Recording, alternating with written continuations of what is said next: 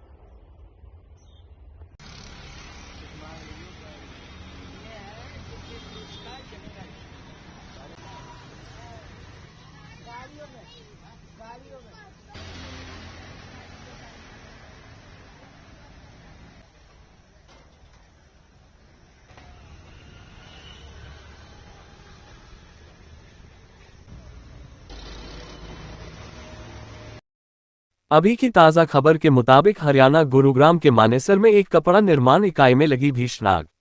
दमकल की गाड़ियां मौके पर मौजूद, बचाव राहत का कार्य जारी।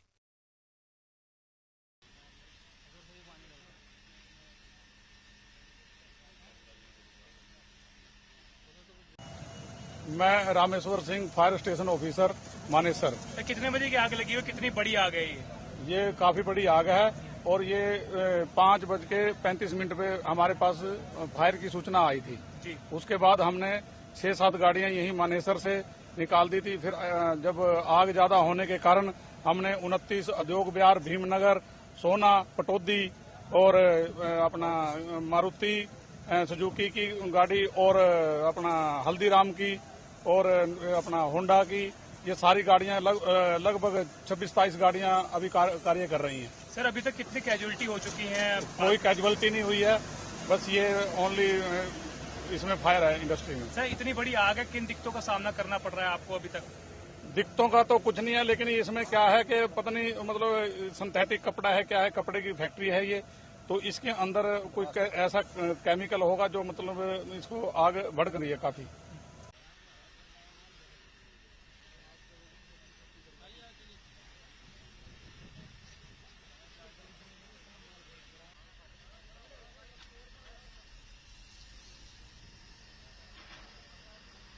जम्मू कश्मीर के अखनूर बस दुर्घटना में दर्दनाक हादसा। उत्तर प्रदेश हाथरस के तीर्थयात्रियों को शिवखोड़ी ले जा रही एक बस अचानक सड़क से फिसलकर गहरी खाई में जा गिरी। बता दें, इस दर्दनाक हादसे में 22 लोगों की हुई मौत, 60 घायलों का अस्पताल में इलाज जारी।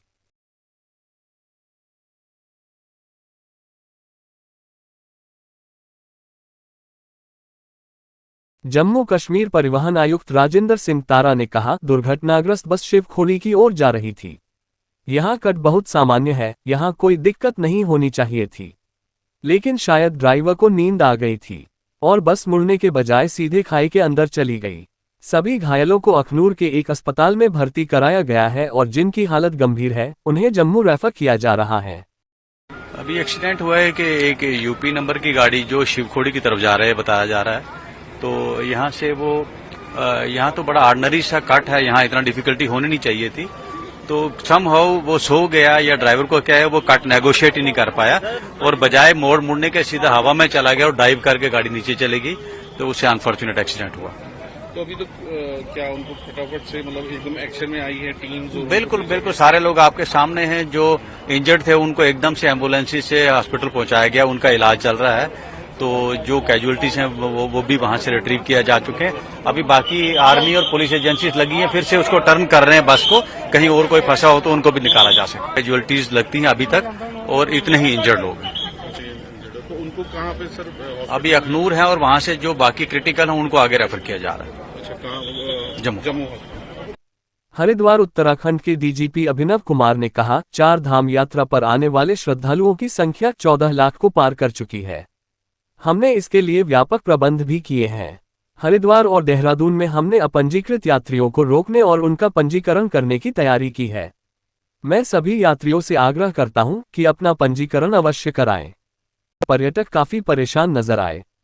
आईएमडी के अनुसार हरिद्वार में आज अधिकतम तापमान 41 डिग्री सेल्सियस और न्यूनतम तापमान 29 डिग्री सेल्सियस दर्ज किया गया है, जिसके चलते कुछ पर्यटकों ने मीडिया से की बात सुनते हैं। से हम बहुत परेशान है। हम तो उधर गुजरात से आए थे ठंड लेने के लिए, लेकिन इधर तो बहुत परेशान है। उधर हमारे 46 डिग्री तापमान था, इसलिए हम इधर आए थे, लेकिन इधर भी मालूम पड़ा कि ऐसा ही है। ये ठंडा करने के लिए इसका सहारा ले रहे हैं। बहुत गर्म है इधर भी। गर्मी के बचने के लिए कुछ जूस है, ठंडा है, थम्स अप है, ऐसा कुछ। 24 की चारधाम यात्रा का आंकड़ा ऑलरेडी 14 लाख यात्री क्रॉस कर चुका है और ये अपने आप में एक अभूतपूर्व मतलब मार्क है, एक बेंचमार्क है। और मैं नहीं समझता कभी भी यात्रा के शुरुआती दिनों में इतनी भारी संख्या में तीर्थयात्री यहाँ आए थे। और जिस प्रकार से मतलब कोविड के बाद और उससे पहले भी लगातार यात्रा निरंतर बढ़ रही है। हमारी निश्चित रूप से पुलिस विभाग के लिए ये हमारी चुनौतियाँ बढ़ रही हैं, लेकिन ये हम इसे सिर्फ एक चुनौती के रूप में नहीं देखते, हम इसे एक सौभाग्य के रूप में देखते हैं, अपनी ड्यूटी के रूप में देखते हैं। और हमने इसके लिए व्यापक प्रबंध किए हैं। शुरुआती दौर में यात्रा को व्यवस्थित करने में कुछ दिक्कतें आती हैं, पहुंचे प्रधानमंत्री नरेंद्र मोदी ने विवेकानंद रॉक व्यवस्थाएं सुचारू रूप से चालू नहीं होती हैं।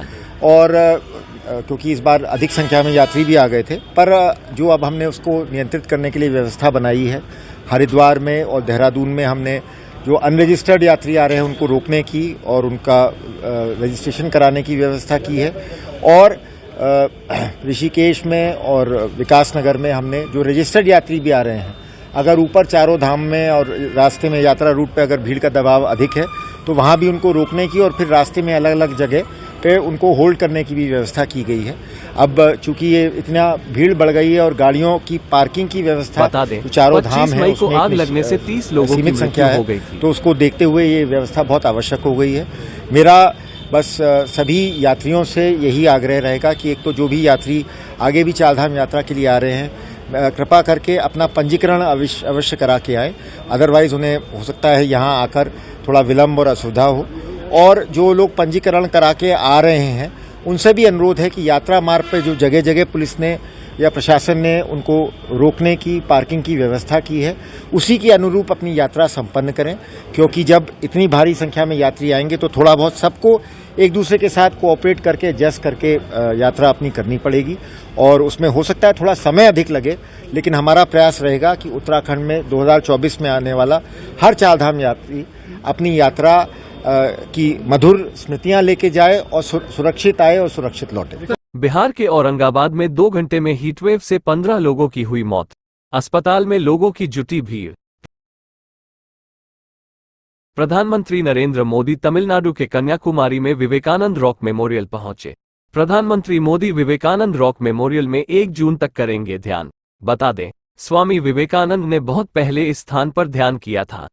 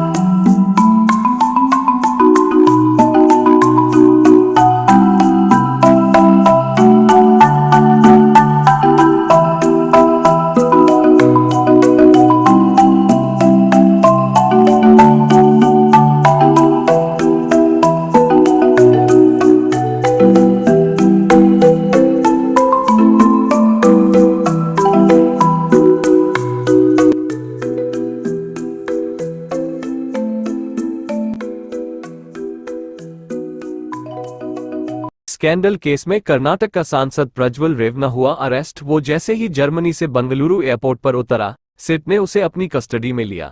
अब इस मामले पर होगी गहन पूछताछ। कर्नाटक निलंबित जेडीएस नेता प्रज्वल रेवना को मेडिकल जांच के बाद बेंगलुरु के बोरिंग एंड लेडी कर्जन अस्पताल से सिटी सिविल कोर्ट ले जाया गया। बता दें, प्रज्वल रेवना को कल रात सिट द्वारा गिरफ्तार कर लिया गया था। प्रधानमंत्री नरेंद्र मोदी ने कहा, लोकसभा चुनाव के आखिरी चरण मतदान का दिन आ गया है। मेरे लिए काशी भक्ति, शक्ति और विरक्ति की नगरी है। काशी विश्व की सांस्कृतिक राजधानी है, संगीत की धरती है। इस नगरी का प्रतिनिधि होना बाबा विश्वनाथ की असीम कृपा से और आप काशीवासियों के आशीर्वाद से ही संभव है। इसके अलावा उन्होंने आगे क्या कुछ कहा, सुनते हैं। काशी के हमरे परिवार के लोगन के हमार प्रणाम। लोकसभा चुनाव के मतदान के दिन आ ही गईल हो। हमरे लिए काशी भक्ति, शक्ति और विरक्ति का नगरी हो। ई विश्व का सांस्कृतिक राजधानी हो। संगीत और शास्त्रार्थ की धरती हो। ये नगरी का प्रतिनिधि होना बस बाबा विश्वनाथ के असीम कृपा से और आप काशीवासियों के आशीर्वाद से ही संभव हो। हमके याद है, हमरे नामांकन के दिन युवा पीढ़ी कैसे एक अलग उत्साह में रहल। अब यह उत्साह हर बूथ पर दिखे, हमार यह आग्रह हो। साथियों, अब काशी के विकास के नई ऊंचाई देवे का अवसर हो। ये तभी हो पाई जब काशी के लोग 1 जून के ज्यादा से ज्यादा मतदान करियन। काशी के युवा नारी शक्ति और किसानन से तो हमारा विशेष आग्रह हो। आप लोगन का एक एक वोट हमार शक्ति बढ़ाई, हमें नई ऊर्जा दी। आप नोएडा सेक्टर 100 स्थित लोट्स बुलेवार्ड सोसाइटी में लगी भीषण आग। हर परिचित का, काशी के हर बुजुर्ग का वोट करावे के है। आपके याद रखे को हो, पहले मतदान फिर जलपान। एएनपी न्यूज 24 पर दिल्ली से वरिष्ठ संवाददाता अनीता गुलेरिया द्वारा राजनीतिक गलियारे पर खास रिपोर्ट।